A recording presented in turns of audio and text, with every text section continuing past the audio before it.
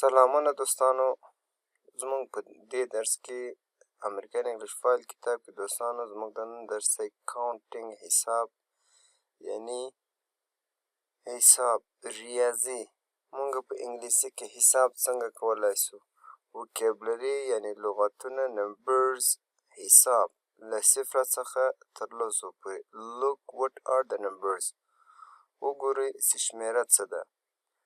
بیا مونږ ته وایي په بي کې وایي تاسو ولاړ سئ 114 صفحې ته، وکیبلري بینک د وکیبلري یوه اړخ ته، نمبرز شمېره، ډیز اف د ویک او ورځې د اونۍ. هلته تاسو ډېر په ډیټیل سره وګورئ.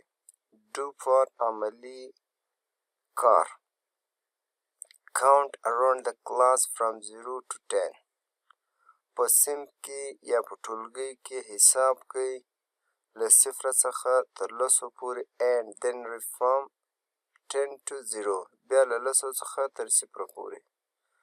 1.10 یعنی 0.9 listen and say the next numbers. په هغه پسې دوستانو هغه موږ مخکې په ویډیو کې ډیټیل سره درته تشریح کوو، خو زموږ د نن درس همدا دی. په دې درس کې دوستانو تاسو راسره ملګري سئ، ویډیو تر اخره وګورئ، انشاءالله تاسو به ډېر څه ترېنه زده کړئ.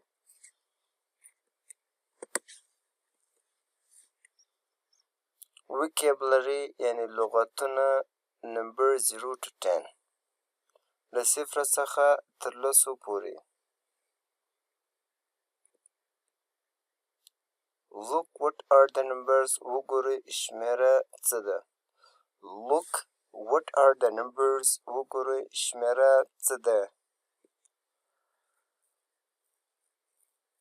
پیج نمبر 114 وکیبلري بینک د وکیبلري اړخ، نمبرز شمېره، ډیز اف د ویک او ورځې د اونۍ.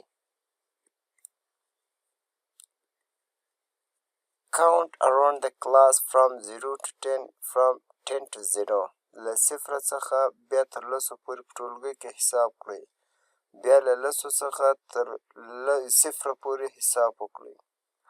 listen and say the next number، له صفر څخه واورئ او راتلونکې شمېره ووایاست. 1.9 0.9.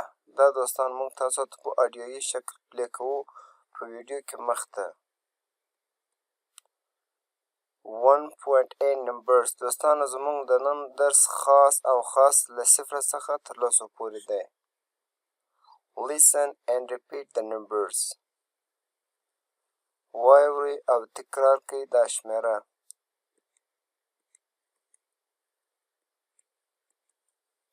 0 یعنی صفر، 1 یو، 2 دوه، 3 درې، 4 څلور، 5 پنځه، 6 شپږ، 7 اووه،